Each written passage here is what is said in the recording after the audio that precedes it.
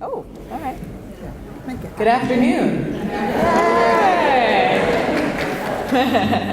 I said to Gail, it's okay, we're caregivers. We're going to problem solve this. We're going to brainstorm a solution here.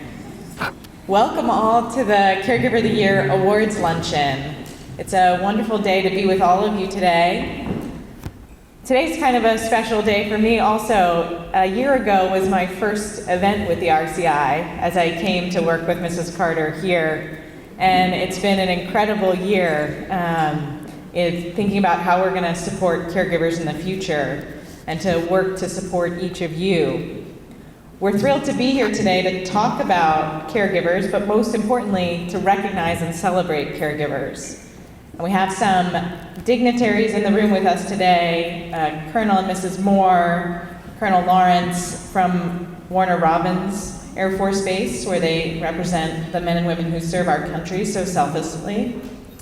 Representatives of Senator Isaacson, Senator Perdue, and Congressman Bishop's office. And a number of caregivers from all over the state of Georgia who you'll hear from and about later today. I also want to take a moment to thank our RCI Advisory Board members who are with us, especially Alice Argo, who has served the Institute in many ways over the course of many years. I won't say how many, but we appreciate the support of our local community members. Most of all, though, I want to thank all of you for taking a moment out of your day. Some of you as caregivers, some of you supporting caregivers, many of you probably as both. And to take a moment to recognize the selfless work that caregivers do. But before we get too far into the program, I want to take a moment and recognize and introduce you to the founder and namesake of the Rosalynn Carter Institute, one of the most inspiring individuals you'll ever get the chance to sit in the room with. In the last year, I've had the chance to work with Mrs. Carter and watch her dedication to caregivers. Earlier today, she spoke about decades of work. I think she named it 48 years of supporting caregivers. That's incredible. And not only has she done this from various platforms across the country and around the world, but she's kept a special focus on the caregivers of Georgia who we're here to celebrate today. She also reminded me earlier that she keeps the stories of caregivers with her all the time. And so in her work here, she is kind of constantly thinking about those many caregiver stories she's heard. So ladies and gentlemen, please welcome former First Lady of the United States, Mrs. Rosalynn Carter.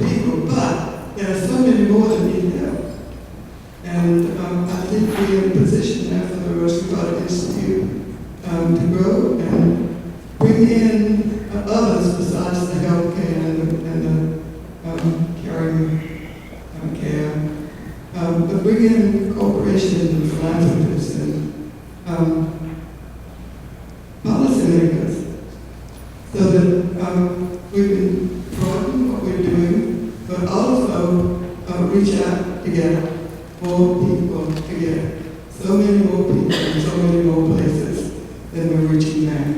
And I think it's really exciting. And I think with Jennifer, her enthusiasm is so great that I think with her, we can do these things. And I wanted to be the one to tell you that we're going to do this. I stole that from her.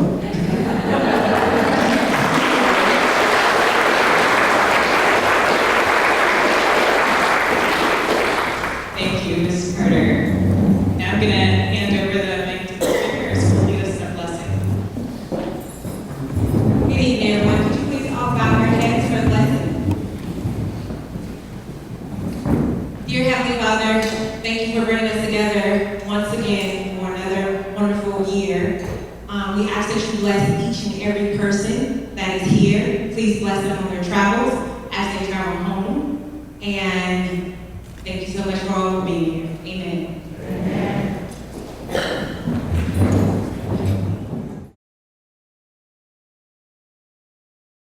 And some of you might not have, and also speak a little bit about the future that Mrs. Carter shared earlier today. I want to first say, though, that we are extremely appreciative that all of you decided to join us today, especially those who have caregiving duties at home. I know finding time is one of the biggest challenges for caregivers. So I want to take a moment and say thank you for that. I also want to share a little bit about how I ended up here. My neighbors in Plains would say my husband and I are kind of unusual. We moved to Plains from San Francisco. And that's from a big city to a town of 700. And the reason I did that is because my family had some caregiving challenges that I helped out with. And I saw what caregiving did not only to those individuals who were primary caregivers working tirelessly, but to all of the relatives who helped out in that caregiving journey. And as I was trying to find ways to help my own family, I came across Mrs. Carter's Institute and the work of RCI. I find that I'm constantly inspired by an organization that has spent time thinking about caregivers before that was even a term, supporting caregivers from a variety of conditions and a variety of backgrounds, those in rural settings to big cities, those supporting young family members and those supporting elderly relatives, those helping somebody in a caregiving journey just for a short period of time, and those helping caregivers who are supporting loved ones for decades. I've gotten the chance over this past year to speak to caregivers directly as they've shared stories of heartache and frustration, but also shared amazing moments of joy and sharing and talking about the privilege that it's been to care for their loved ones. I also have thought a lot about what we can do as an organization to help caregivers, because there's no class in school that tells you how to be a caregiver. There's no moment when that phone call comes that you then have a significant amount of new education, so you're learning every day. You're problem solving every day. And most importantly, you're wondering what's going to be the next phone call or the next thing I have to deal with. And caregivers are experiencing so many challenges because of this. Physical health and mental health issues. And we want to think about how can we help those caregivers through all of those types of challenges. As I mentioned, I had some caregiving experience in my family, and I was constantly struggling with, why is this so hard, and why can't I find the answers? We at RCI want to figure out how to help make that less of a challenge. We want to figure out how to support caregivers, maybe even before they know they're a caregiver, before they commit them to knowing that word. We want to think about what are the ways that various parts of society, whether it be community organizations or companies or politicians, can help caregivers in their journey. And we don't think it's going to be an easy answer or a simple set of answers. We've been at this for almost 35 years. But as Mrs. Carter points out, we have the energy and the enthusiasm to support caregivers, because caregivers are now the largest healthcare delivery system in the country. I want to take a moment and pause about that. We often see all the support for, a great deal of support for doctors or healthcare systems, but family caregivers are the backbone of every bit of healthcare every day. And our job is to support those caregivers. Our job is to keep those caregivers as healthy as well as we can so that they can do one of the toughest jobs on the planet, 24 hours a day, 7 days a week.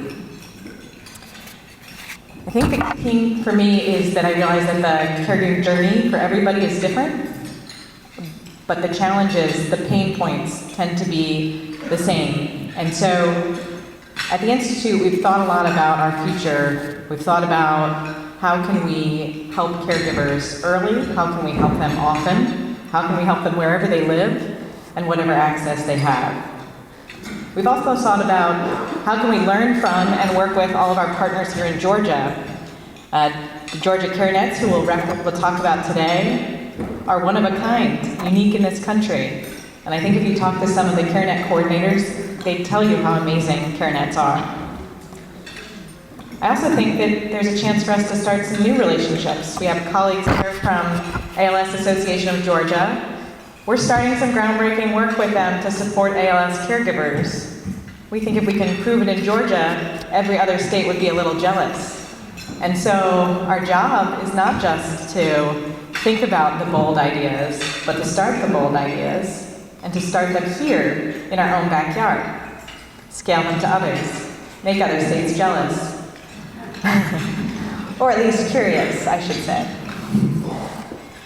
I think the key, though, is that today, for me, marks a kind of a tone of how we want to work going forward, which is to keep family caregivers at the center of our work, which means we're probably going to ask some of you in this room some questions. We're probably going to ask you to help us out. But please know that we're doing this because we want to help more caregivers. We want to help all those people who can't be in this room today, who won't be able to join us at an event like this, so that they can stay as well as possible in this journey they're on. So, on that note, I'm gonna take a pause and get us started on our real program of the day, which is all about the CareNets and our Georgia caregivers. So, I'm gonna have Gail. Is Gail next? Carrie. Sorry, Carrie's next. I failed to mark down who I'm supposed to be referring to. All right, thank you. Sorry about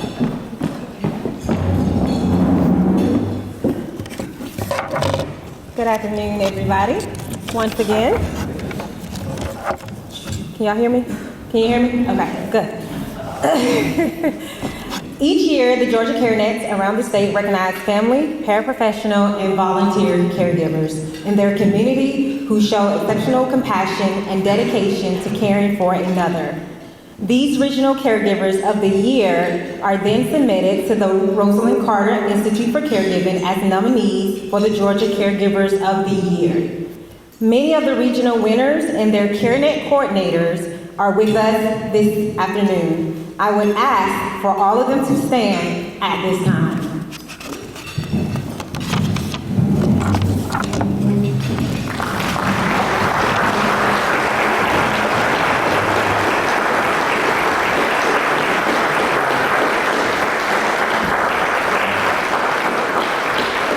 Don't sit down just yet.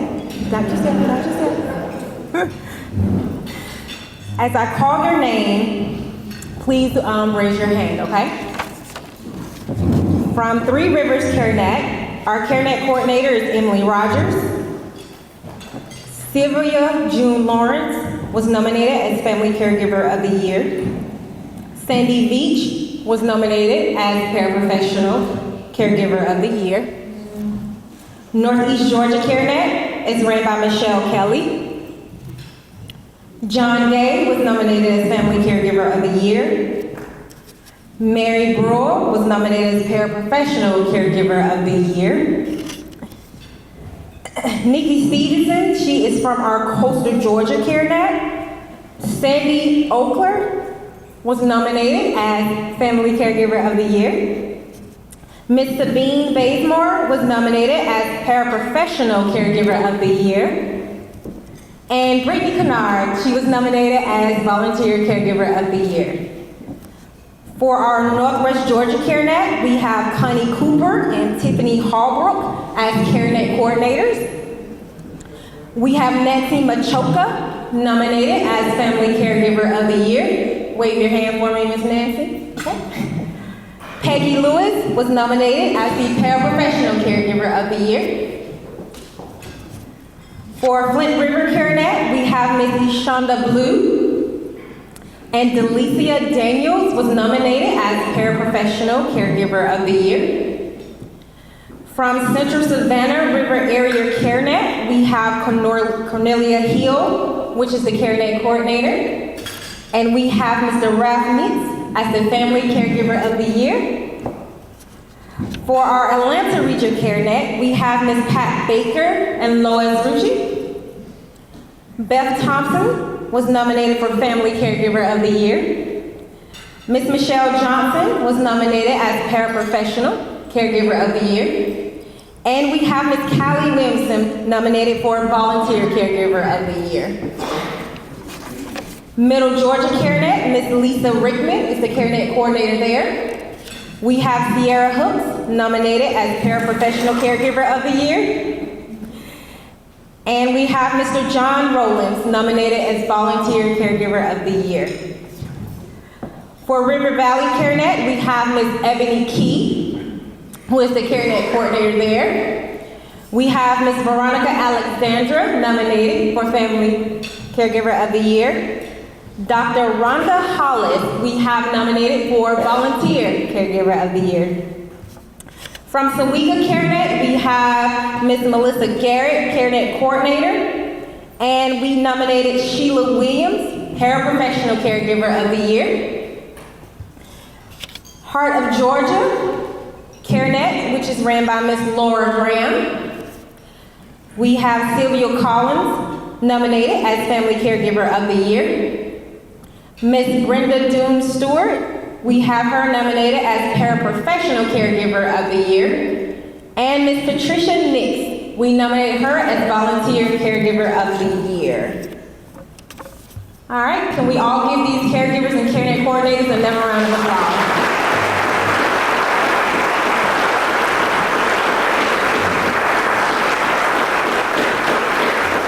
Thank you, everyone. You can have a seat.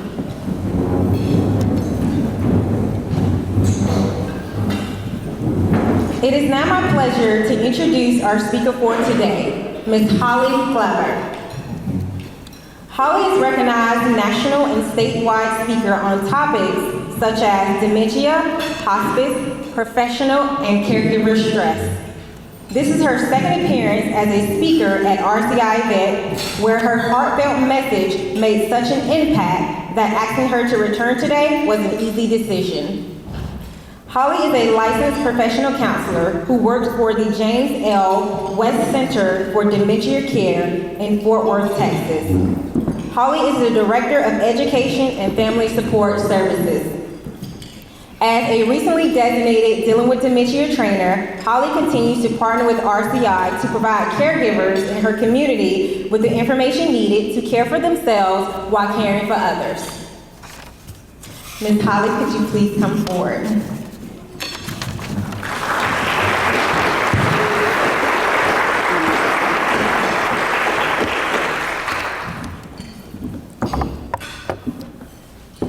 Can you hear me? All right.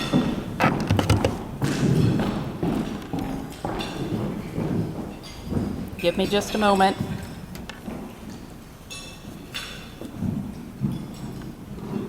Put it up higher. Right here? Does that work? All right. Thank you very much.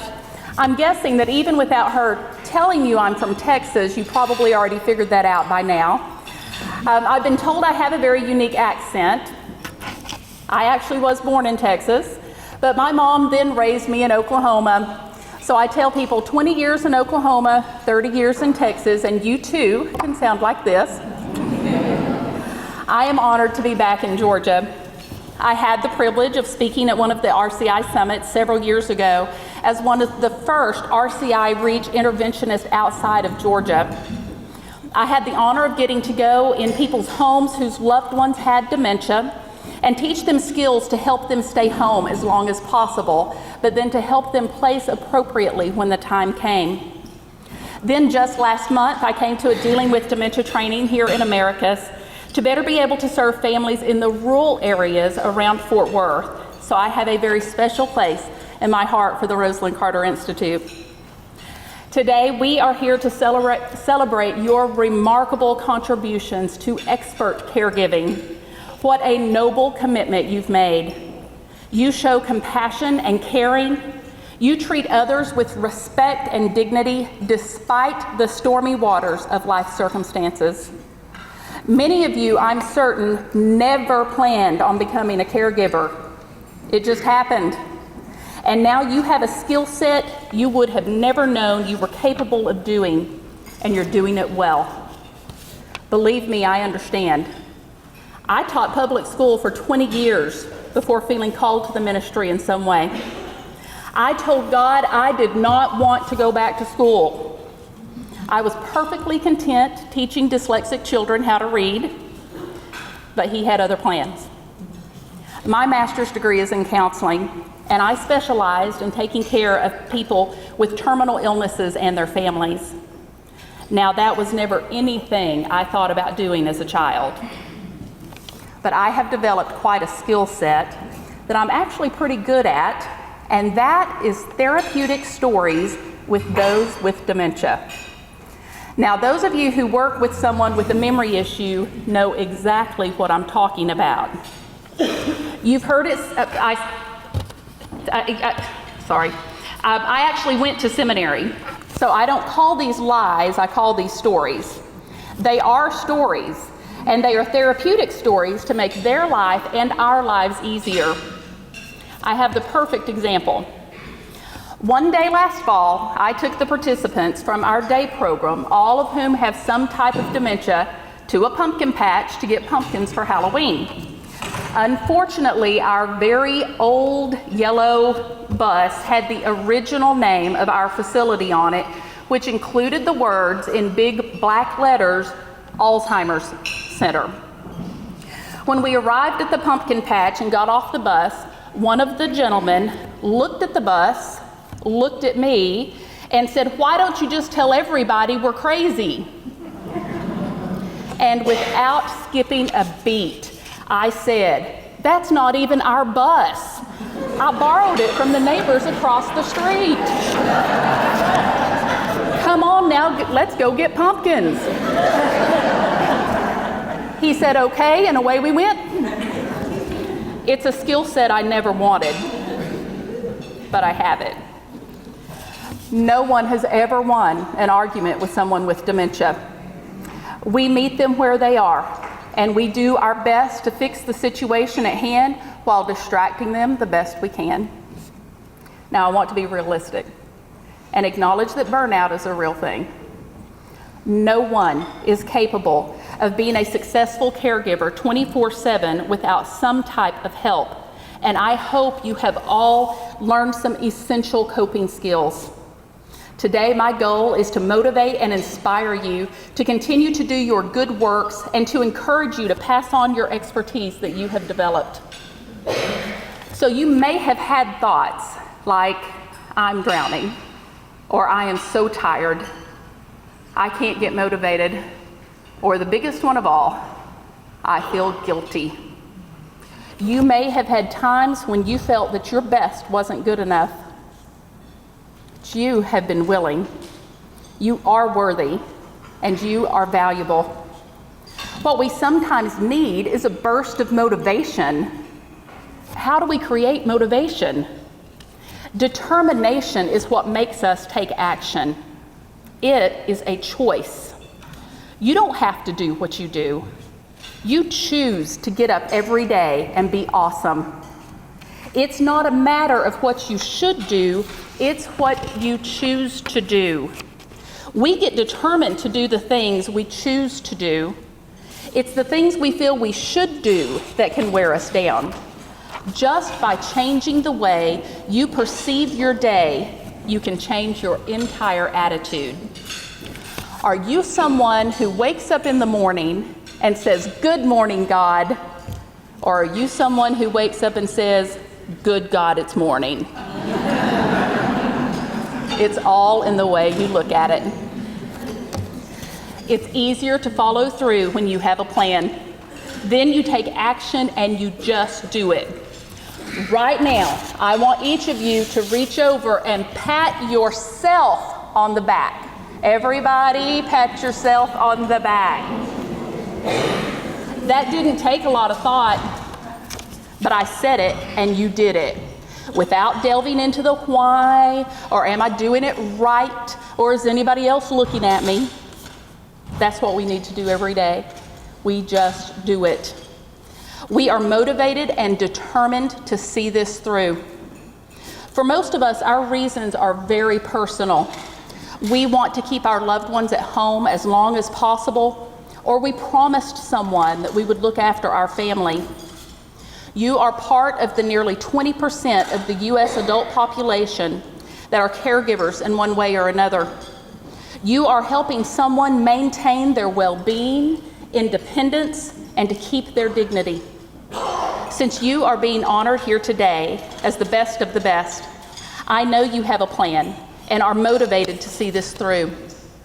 Mrs. Carter said it best when she said there are only 4 kinds of people in the world: those who have been caregivers, those who are currently caregivers, those who will be caregivers, and those who will need caregivers. Now, you may have heard the popular word mindfulness. This is a simple way of saying stay in the moment. We can't go back and focus on the past. If we do and we get stuck there, that's called depression. We can't look into the future and think, what if, all of the time. If we do and we get stuck there, that's called anxiety. Mindfulness is using all of your senses to be aware of what's going on around you. That way, you can make a sensory memory and revisit it anytime you need an escape. In January, my husband and I drove from Fort Worth, Texas to the Grand Canyon. When we got there, it started to snow. I saw the Grand Canyon blanketed in snow. It was one of the most beautiful things I've ever seen. I intentionally made a sensory memory. I can see it. I can feel my wind-chapped face and my numb fingers and toes. I can smell the crispness in the air and hear the wind blowing and whistling up through the canyon. I'll never forget it. And now I use this as my place to go when I'm stressed. This is imagery. We can only live in the here and now, especially when we are caregivers. We don't know how much time we have left with our loved ones. I have a perfect example from a precious woman in one of my support groups that I run for families and friends of those with dementia.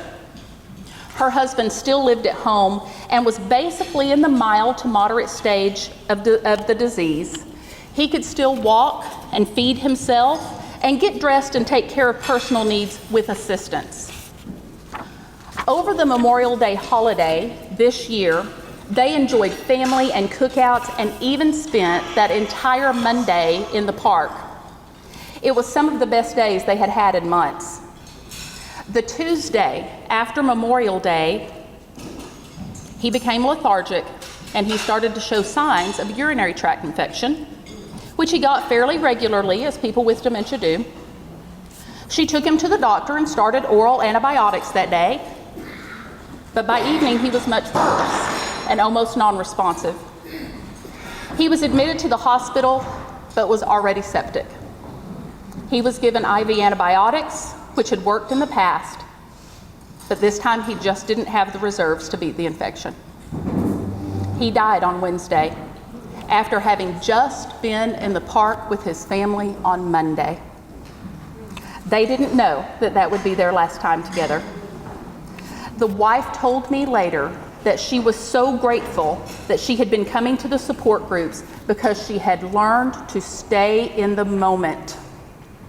She is now actually very thankful that he went as fast as he did, and that he had just seen all of his family and had such a good 3 days.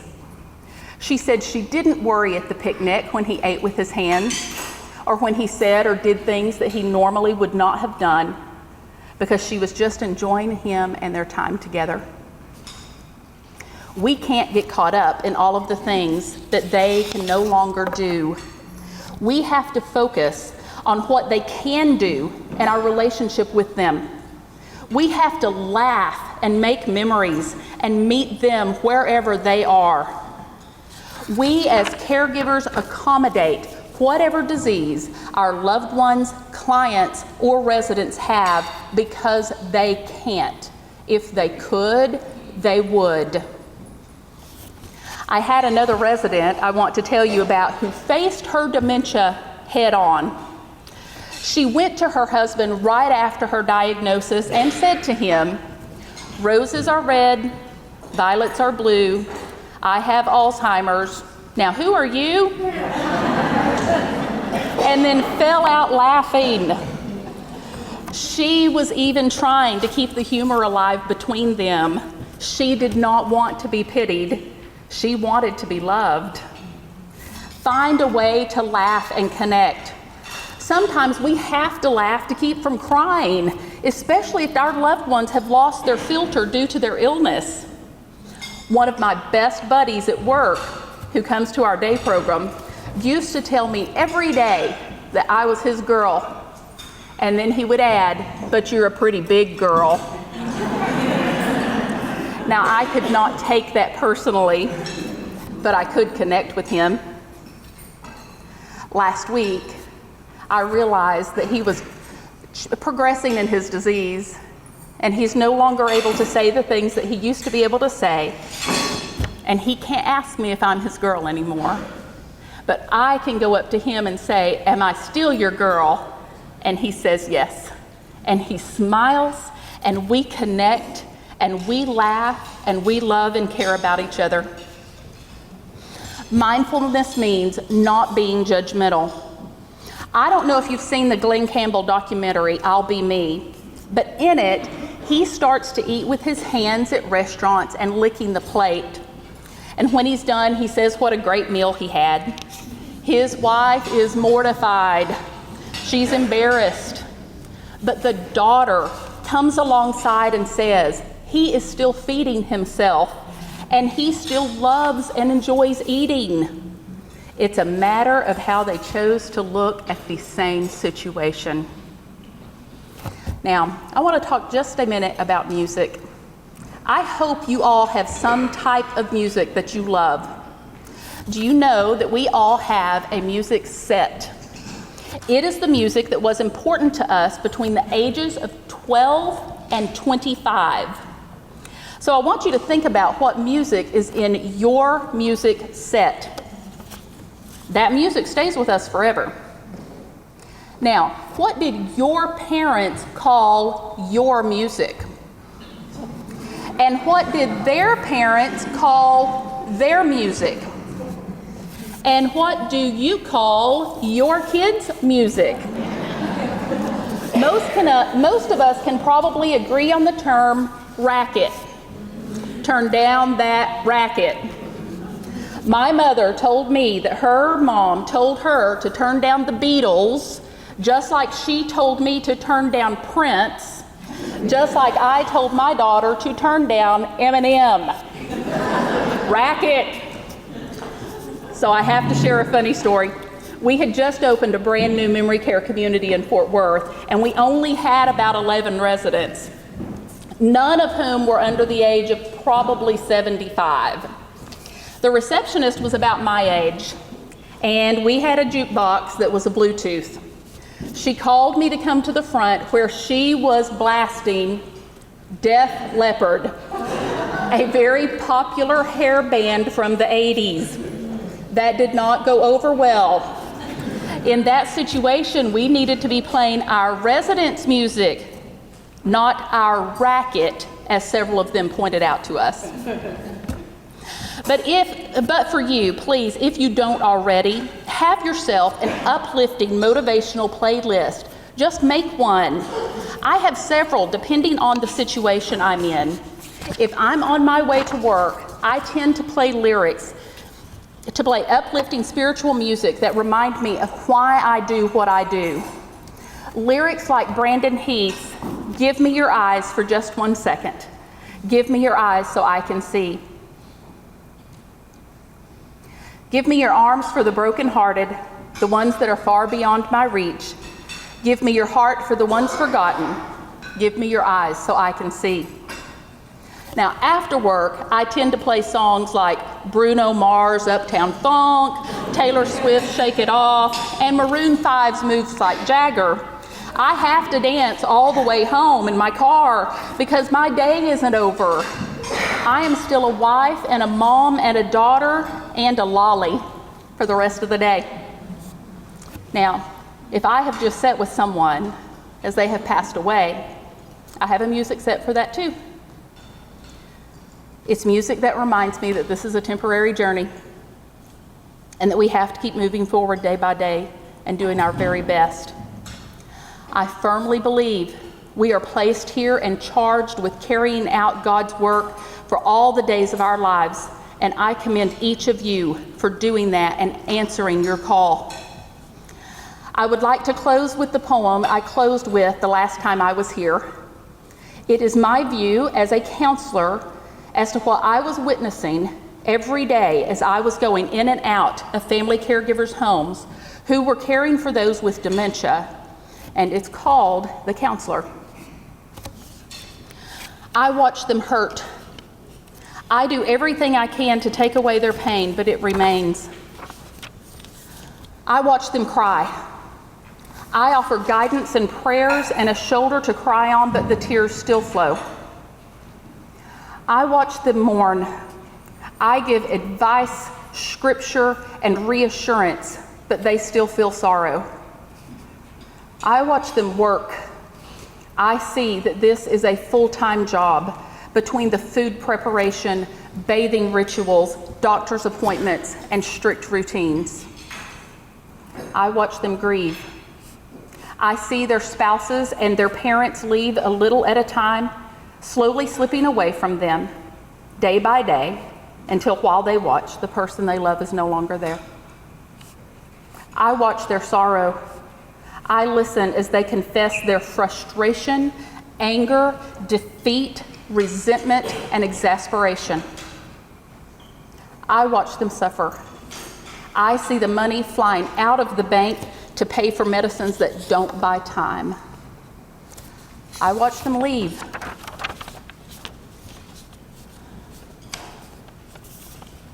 I see adult children walk away.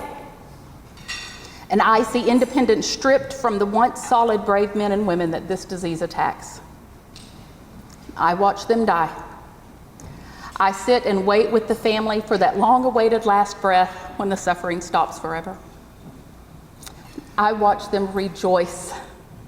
I see them celebrate the life that was and remember the good times they had together. I watch them heal.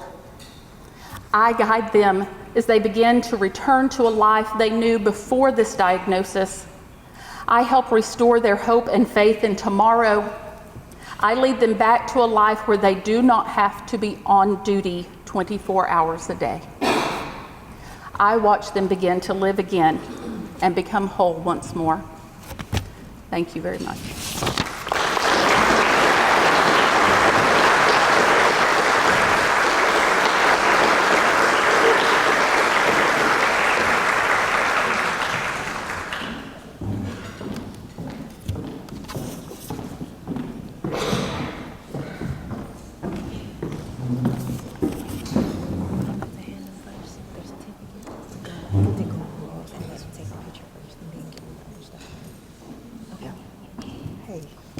Sorry, am I gonna have this problem as well? Okay. Sorry. You know, I asked Holly to to share that poem with us today, and I forgot how it made me cry. So I have to recover from that. Good afternoon. I would like to ask Mrs. Carter to come forward. We're about to have the most exciting part of our day, the announcement of our Georgia Caregivers of the Year.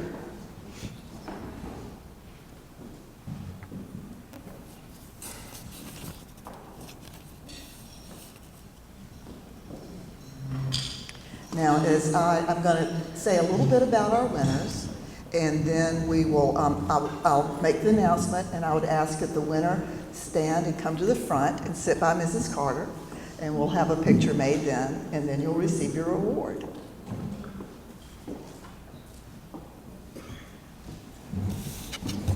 I am Gail Alston. I am the director of the RCI Training Center for Excellence. And I have been I'm the oldest person in the building right now, so we have that fun thing to talk about. But for 12 years now, I've actually been serving on the selection committee for the Georgia Caregivers of the Year. And I got to tell you something, it hadn't gotten any easier. It is so difficult to read through these heartwarming, rendering stories and have to somehow determine which ones rise above and would be the one to be selected. Because I stand by what I've always said, that every caregiver deserves the recognition and the honor of being a winner, because you are a winner, and we thank you for that. However, I have the committee, I did not do it on my own, the committee has selected some winners, and I'm going to tell you just a little bit about their story before I announce their names, and you'll probably know who you are, so we'll just see what happens next. We haven't done this way before, so it's going to be a fun experience for us. When your name is called, as I said, please come forward and have a seat by Mrs. Carter. There'll be a picture taken. You'll receive your award at that time, and then return to your seat. I'm going to start with a volunteer, Georgia Volunteer Caregiver of the Year. Volunteer caregivers are a rare breed indeed. Their motives are varied, but their goal is the same: to make a difference in the lives of those who need care and the people who provide the care. They give selflessly of their time and energy and their love to their chosen cause. If asked, many of them would tell you, "I'm on a mission." Such is the case of the Georgia Volunteer Caregiver of the Year. Let me read this from his nomination letter. For the past 9 years, John has put on the Run to End Alzheimer's, raising over $200,000 to benefit the Alzheimer's Association. These funds have allowed us to continue to offer all of our services to families in our 23-county service area at no charge. That is a mission accomplished, isn't it? Yes. Nominated by the Middle Georgia Regional CareNet, the 2019 Georgia Volunteer Caregiver of the Year is Mr. John Rollins.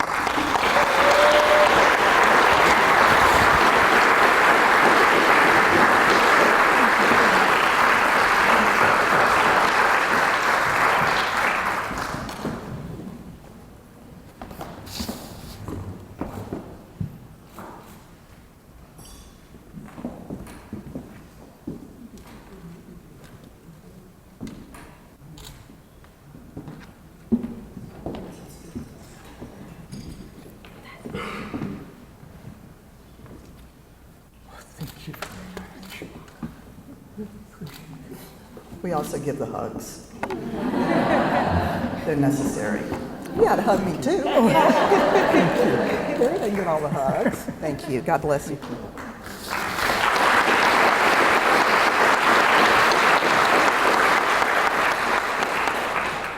For the Paraprofessional Caregiver of the Year.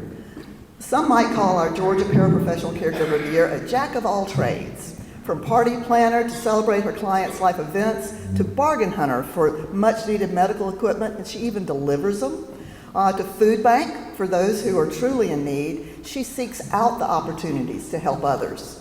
Her coworkers look to her for guidance, and her generosity improves the quality of life for her clients.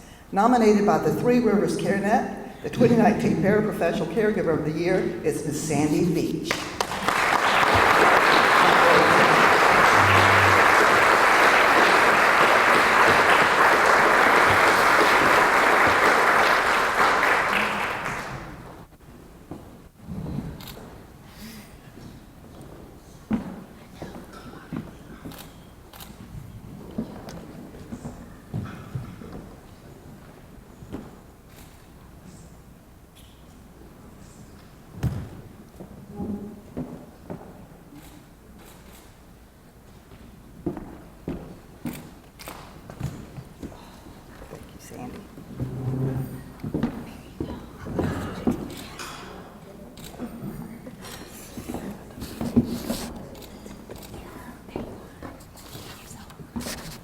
We're huggers down here in South Carolina.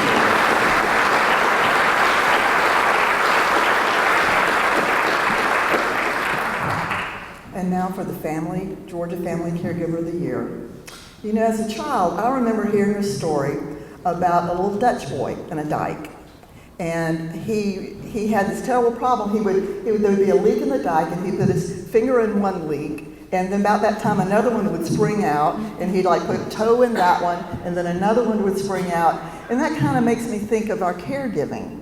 Have any of y'all ever felt like that Dutch boy at the dike, and there's just another and another springing about the time you have one done? Well, the Georgia Family Caregiver of the Year has been meeting the challenges and complications of her husband's multiple conditions for years, with love and fierce determination to enjoy full and active lives together.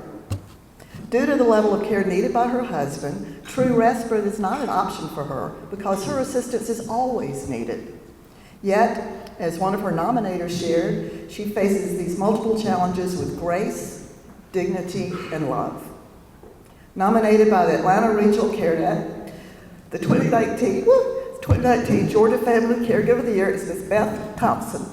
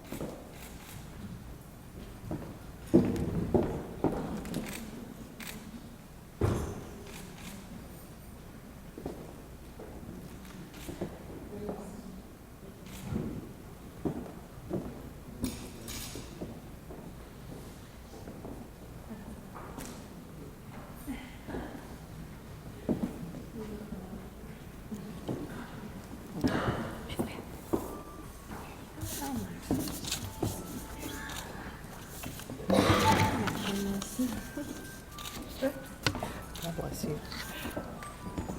I should say thank you to James.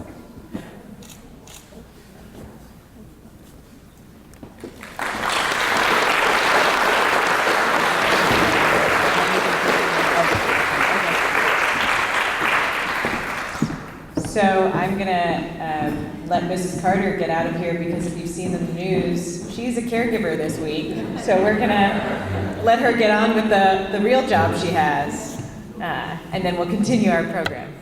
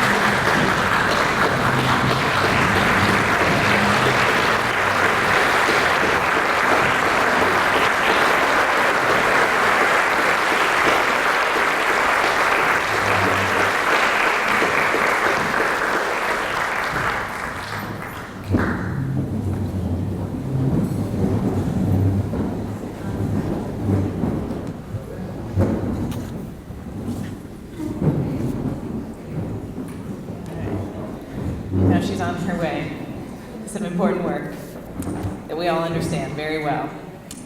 I want to close today by again saying thank you to all of you for joining us today. And I want to take a moment to again recognize all of our regional winners, those who were standing earlier in the program.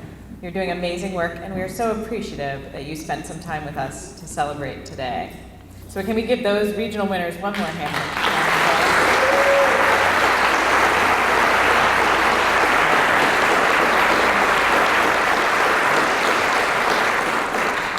And I know some of our state winners are, just taking in that emotion of being named as a state winner, but I'd like to give them one more round of applause because it's a big day.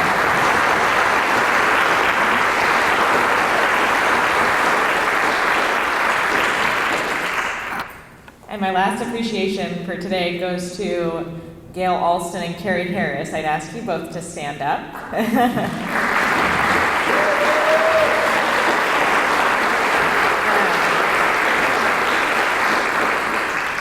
Gail and Carrie work tirelessly to care for our caregivers every day, and I think they deserve our constant appreciation for being the bones behind events like this and our celebrations.